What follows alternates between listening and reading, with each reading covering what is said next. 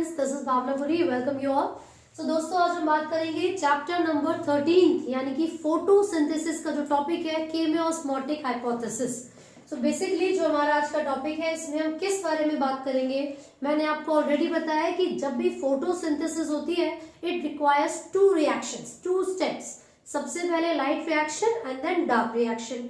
जो light reaction है, जैसे कि नाम से ही पता चल रहा है कि वो डायरेक्टली लाइट के ऊपर डिपेंड करेगा और लाइट रिएक्शन में जो प्रोडक्ट्स बनेंगे वो एटीपी और एनएडीपीएच होंगे, राइट। इन लाइट रिएक्शन के प्रोडक्ट्स का यूज करके डार्क रिएक्शन होगा जिसमें ग्लूकोज की फॉर्मेशन होती है और इसी प्रोसेस को तो हम फोटोसिंथेसिस कहते हैं। तो जो लाइट रिएक्शन है कीमियोस्मोटिक, उसका एक बहुत ही इंपॉर्टेंट फैक्टर, एक बहुत इंपॉर्टेंट स्टेप है। तो जो नॉन साइक्लिक फॉस्फोराइलेशन आपने पढ़ा था, अगर आप रिकॉल कर सके तो उसमें सबसे इंपॉर्टेंट चीज क्या है कि PS2 यानी कि फोटो सिस्टम 2 और PS1 यानी कि फोटो सिस्टम 1, वो दोनों ही इसके अंदर इंक्लूडेड थे। तो यहाँ पर हम इन दोनों ही सिस्टम के बारे में बात करेंगे। तो जैसे कि आपने पढ़ा था कि सनलाइट की प्रेजेंस में फोटो सिस्टम 2 680 नैनोमीटर की वेवलेंथ पर क्या करेगा, लाइट को एब्जॉर्ब करेगा, राइट। और वाटर का मॉलिक्यूल जो हमारे एटमॉस्फेयर में प्रेजेंट है उसको स्प्लिट करता है, इसको कहते हैं फोटोलाइसिस ऑफ वाटर। तो सबसे पहला स्टेप यहाँ पर कीमियोस्मोटिक हाइपोथेसिस में क्या हो रहा है, वो है फोटोलाइसिस ऑफ वाटर। लेकिन सबसे इंपॉर्टेंट चीज हमें पता होना चाहिए चल कहाँ रहा है, ठीक है। तो देखिए, this is the thylakoid membrane, ये थाइलेकॉइड की इनर मेम्ब्रेन है, ठीक है। And then this is the outer membrane of thylakoid. Thylakoid क्या है, हम सब जानते हैं, प्लांट्स में यानी कि ग्रीन प्लांट्स में जो क्लोरोप्लास्ट प्रेजेंट है। क्लोरोप्लास्ट एक ऐसा ऑर्गेनेली है जो कि क्लोरोफिल पिगमेंट को कैरी करेगा, ठीक है। क्लोरोप्लास्ट के अंदर कुछ कॉइल लाइक स्ट्रक्चर्स होते हैं जिसको थाइलेकॉइड कहा जाता है।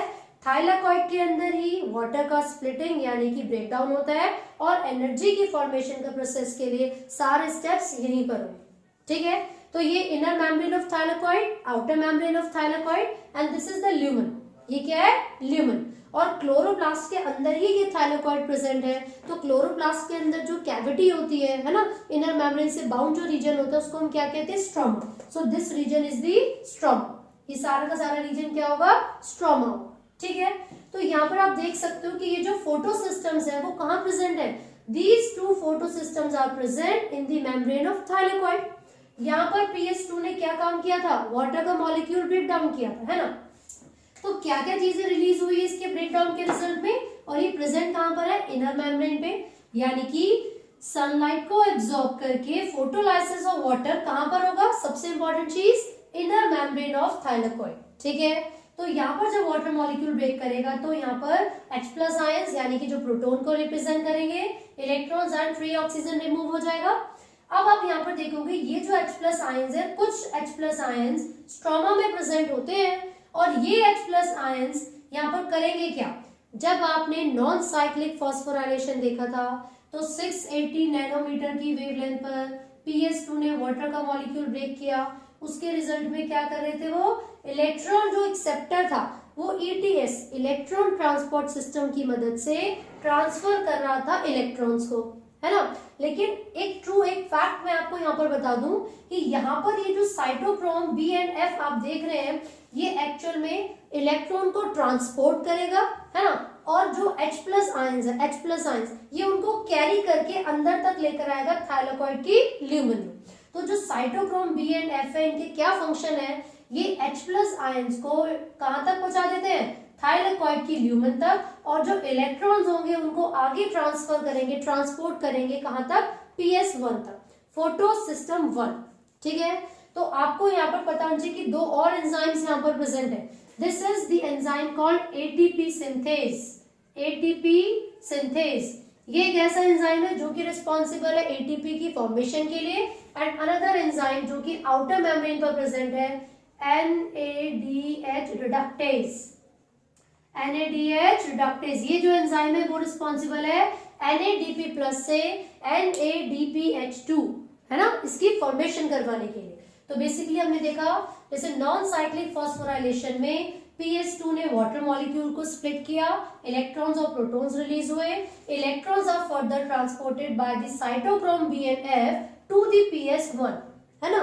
और H+ आयंस को एक्सेप्ट करने का काम, फिर से मैं बता रही हूँ H प्लस आयंस का एक्सेप्टर और इलेक्ट्रॉन्स का ट्रांसपोर्टर, ये साइटोक्रोम बी एंड एफ है।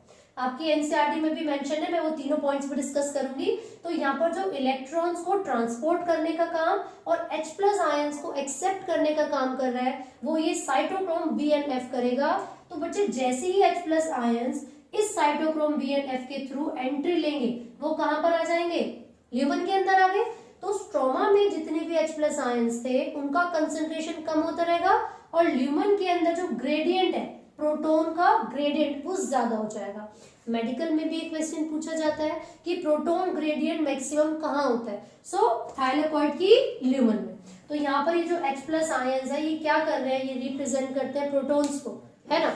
वो यहाँ पर अंदर आए कैसे, देखिए जब वाटर का मॉलिक्यूल ब्रेक हुआ था तो जो इलेक्ट्रॉन्स और प्रोटॉन्स रिलीज हुए थे, ये इलेक्ट्रॉन्स एनर्जी प्रोवाइड करवाते हैं, इनकी एक्साइटेशन होती है और वो एनर्जी यूज की जाती है by cytochrome B and F.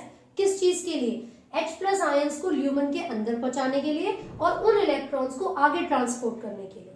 और उन्हीं एनर्जी के रिजल्ट में, उसी एक्टिवेशन के रिजल्ट में सारे H प्लस आयंस ल्यूमन के अंदर आके कलेक्ट हो जाते हैं, जिस वजह से प्रोटॉन ग्रेडियंट मैक्सिमम कहाँ होता है, थाइलेकॉइड की ल्यूमन में, है ना। अब यहाँ पर भी उतनी ही एनर्जी के साथ ये जो H प्लस आयंस है वो कहाँ जाएंगे, एटीपी सिंथेज एंजाइम के पास। एटीपी सिंथेज के बेटा दो कंपोनेंट्स होते हैं, F0 F1, इसको F0 भी प्रोनाउंस किया जाता है। तो जो F0 कंपोनेंट है वो इंटीग्रल कंपोनेंट है, आप देख सकते हो ये पूरे मेम्ब्रेन के अंदर प्रेजेंट है। तो जो F0 कंपोनेंट है वो मेम्ब्रेन के अंदर है तो वो इंटीग्रल हो गया। लेकिन जो F1 कंपोनेंट होगा वो हैंगिंग स्ट्रक्चर होता है स्ट्रोमा में, ये स्ट्रोमा है पूरा, तो स्ट्रोमा में जो हैंगिंग स्ट्रक्चर है वो F1 होता है, ठीक है। अब ये एटीपी सिंथेज करेगा क्या और कैसे करेगा, एटीपी सिंथेज का काम है एटीपी की फॉर्मेशन करना, लेकिन कैसे, ये जो एनर्जी यहाँ से आ रही है, जो एनर्जी H प्लस आयंस के ग्रेडियंट से बनी है, H प्लस आयंस के कंसेंट्रेशन ग्रेडियंट से बनी है, वो एनर्जी F0 से F1 को एक्टिवेट करने में हेल्प करती है। As a result inorganic phosphate यानी कि आईपी एडीपी के साथ जुड़ेगा उस एनर्जी का यूज करके और यहाँ पर एटीपी की फॉर्मेशन हो जाएगी, ठीक है। और यहाँ पर बहुत ही स्लोली ये यहाँ पर एनर्जी कम हो गई, ये जो H प्लस आयंस थे वो ल्यूमन से बाहर आ जाएंगे स्ट्रोमा में, ठीक है, ल्यूमन से बाहर आ जाएंगे स्ट्रोमा में। तो मैंने भी बताया एक enzyme ATP synthase which is responsible for the synthesis of ATP and another enzyme is NADP reductase या NADH reductase। ये क्या करेगा, NADH2 की फॉर्मेशन करवाएगा। कैसे, देखिए ये जो H प्लस यहाँ से रिलीज हुए थे, these are transported to the enzyme NADP reductase या जो NADH reductase है उसके पास। ये जो H प्लस है यहाँ पर रिडक्शन का प्रोसेस होगा, रिडक्शन का मतलब एडिशन ऑफ हाइड्रोजन। तो ये जो NADP प्लस हमारे पास प्रेजेंट था, with the help of the enzyme NADP या NADH रिडक्टेज वो क्या करेगा, रिडक्शन करवाएगा और यहाँ पर फॉर्मेशन हो जाएगी NADPH2, ठीक है। आप इसको NADPH प्लस H प्लस लिख सकते हो या फिर एक साथ हमने NADPH2 लिख दिया है।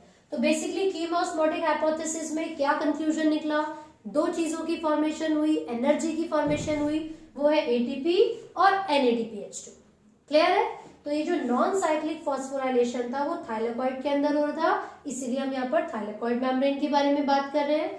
ये जो साइटोक्रोम बी एंड एफ, मैं इंपॉर्टेंट पॉइंट्स आपको फिर से रिकॉल करवा रही हूँ। सबसे पहली चीज, इनर मेम्ब्रेन में वाटर मॉलिक्यूल स्प्लिट होता है, आपसे पूछेंगे site of splitting of water molecule, तो आप बोलोगे इनर मेम्ब्रेन ऑफ थाइलेकॉइड।